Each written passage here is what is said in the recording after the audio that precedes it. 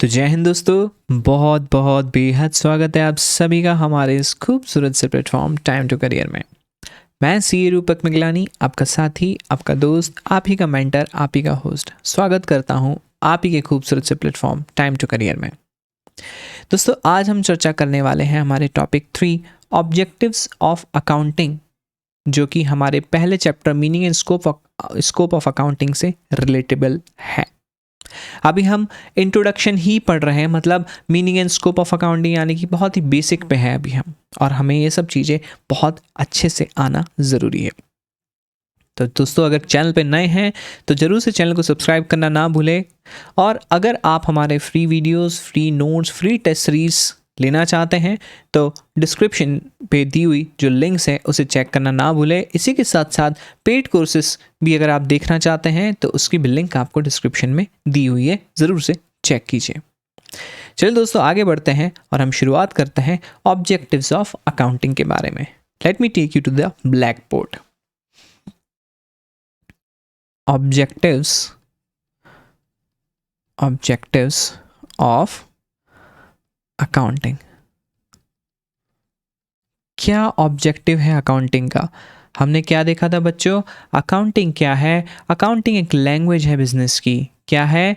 Language of business. किसी भी business की ये लैंग्वेज होती है जिससे हम क्या करते हैं? हम अकाउंट फॉर करते हैं। क्या करते हैं? अकाउंट फॉर करते हैं। किसको? इम्पॉर्टेंट रिसोर्स को, यानी कि पैसे को। अब इसी के साथ साथ अकाउंटिंग के ऑब्जेक्टिव अगर हमें समझने हैं तो हम चलिए एक एक करके यहाँ लिखते चलते हैं और समझते चलते हैं। Number 1 objective of accounting is maintaining accounting records. Maintaining accounting records. दोस्तों, मुझे एक चीज़ बताइए, इस बिज़नेस में, किसी भी प्रकार के व्यवसाय में, बिज़नेस में ढेर प्रकार के ट्रांजैक्शन होते हैं, ठीक है? किसी भी बिज़नेस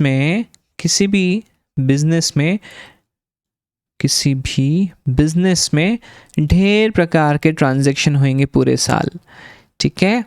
पूरे साल मतलब अप्रैल 1 से 31 मार्च तक काफ़ी सारे ट्रांजैक्शन होंगे। अब ये ट्रांजैक्शन को, अब हमारी ह्यूमन की मेमोरी इतनी स्ट्रांग तो हो नहीं सकती हर ट्रांजैक्शन को हम रिकॉर्ड, मतलब बार बार दिमाग में फीड करते रहे। कंप्यूटर तो है नहीं, सुपर कंप्यूटर तो है नहीं, तो हमें क्या करना होता है? हमें रिकॉर्ड करना होता है, ठीक है? अकाउंटिंग में हमें क्या करना है? हमारा थर्ड स्टेप रिकॉर्ड करना होता है। तो अकाउंटिंग का पहला ऑब्जेक्टिव होता है कि recording of transaction and events, ठीक है? Recording of transactions and events. तो ये हमारा पहला ऑब्जेक्टिव होता है अकाउंटिंग का। ओके, बढ़ते हैं दूसरे ऑब्जेक्टिव की ओर। हमारा दूसरा ऑब्जेक्टिव क्या होता है बच्चों? Determining profit and loss. Determining profit and loss of a business. बच्चों, आप लोग रिकॉर्डिंग करते हो, ठीक है? आपके बिजनेस में जो भी टी मतलब ट्रांजैक्शन या ई मतलब इवेंट्स होंगे, आप उसे रिकॉर्ड करोगे और उसे क्लासीफाई करोगे, ठीक है? रिकॉर्ड एंड क्लासीफाई लिख दूँ यहाँ पे।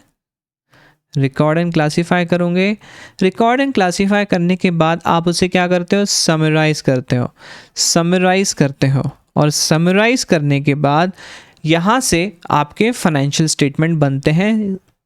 एफएस मतलब फाइनेंशियल स्टेटमेंट्स में profit and loss, balance sheet, ठीक है? ट्रायल बैलेंस, मुझे ट्रायल बैलेंस पहले लिखना था बट स्टिल कोई बात नहीं। तो दोस्तों, ये क्या हो रहा है? ये समराइज हो रहा है। अब ये समराइज जो हम कर रहे हैं, इससे जो फाइनेंशियल स्टेटमेंट बन रहे हैं, इस फाइनेंशियल स्टेटमेंट से हमें क्या मिलता है? प्रॉफिट एंड लॉस मिलता है। तो हर अकाउंटिंग का, ठीक है, हर बिजनेस का ये मकसद तो रहता ही है ना। अच्छा मुझे बताओ, मैंने अगर 1 लाख रुपए लगाया किसी बिजनेस में, मैं बिजनेस बोल रहा हूँ, ठीक है, बिजनेस में, तो क्या मुझे ये जानना ज़रूरी नहीं है कि मुझे कितना प्रॉफिट या लॉस हो रहा है उस बिजनेस से, राइट? तो अकाउंटिंग के माध्यम से we determine profit and loss, ठीक है, by preparing the financial statement. So this is the second objective of accounting. अब let me go to the third objective. Third objective क्या होता है? Determining the financial position. Okay, तो दोस्तों जब हम अकाउंट्स को समराइज करते हैं मेरे बच्चों, तो समराइज करने का मतलब ये हुआ कि हम फाइनेंशियल स्टेटमेंट बनाते हैं। फाइनेंशियल स्टेटमेंट से प्रॉफिट एंड लॉस बनता है, फाइनेंशियल स्टेटमेंट से बैलेंस शीट बनता है। बैलेंस शीट हमें ये बताता है हमारे बिजनेस की फाइनेंशियल पोजीशन क्या है। फाइनेंशियल पोजीशन यानी कि हमारे पास कितनी पावर है बिजनेस को आगे ले जाने के लिए, ठीक है। और हमें ये भी बताता है हमारे सर पर कितना बोझ है, यानी कि ऑब्लिगेशन कितना है। आगे हम बात करेंगे। मैं जिसे पावर बोल रहा हूं उसका मतलब एसेट से है, मैं जिसे ऑब्लिगेशन बोल रहा हूं उसका माना लायबिलिटीज से है। Okay, yes. तो फ्रेंड्स, हमारा जो थर्ड ऑब्जेक्टिव होता है अकाउंटिंग का, हमें फाइनेंशियल पोजीशन जानना है। फाइनेंशियल पोजीशन किसी भी बिजनेस को जानना बहुत ज़रूरी है ताकि वो जजमेंट ले सके। वो अपने बिजनेस को एक्सपांड करना चाहे तो एक्सपांड कर ले, वो बिजनेस को स्टॉप करना चाहे स्टॉप कर ले, ठीक है। तो हमें फाइनेंशियल पोजीशन बताती है हमारी अकाउंटिंग, और जो कि हमारा थर्ड ऑब्जेक्टिव होता है अकाउंटिंग का, right. Next, facilitates management. Fourth, facilitating management. Management को बहुत सारे डिसीजन लेने में मदद करता है, ठीक है। डिसीजन कैसे? आपको एक्सपांशन करना है उसका डिसीजन, ठीक है। आपको शट डाउन करना है बिजनेस को, या किसी प्रोडक्ट को शट डाउन करना है, तो ऐसे सारे डिसीजन आप कैसे ले पाएंगे? जब आपके पास एक इन्फॉर्मेशन होगी। कौन सी इन्फॉर्मेशन? अकाउंटिंग इन्फॉर्मेशन, जो अकाउंटिंग करके आपको मिलेगी, ठीक है। मान के चलो 3 प्रोडक्ट आप बनाते हो, ABC, तीनों में से आपको जानना है जो प्रॉफिटेबल सबसे ज़्यादा होगा उसे मैं कंटिन्यू करूँगा, बाकी को बंद कर दूंगा। तो ये चीज़ जानने के लिए आपको ये जानना ज़रूरी है कि A और B और C में से आपको कितना प्रॉफिट या लॉस हो रहा है। ये आपको पता चलेगा सिर्फ अकाउंटिंग करके। तो फोर्थ ऑब्जेक्टिव होता है मैनेजमेंट की हेल्प करना। Next, protecting business assets.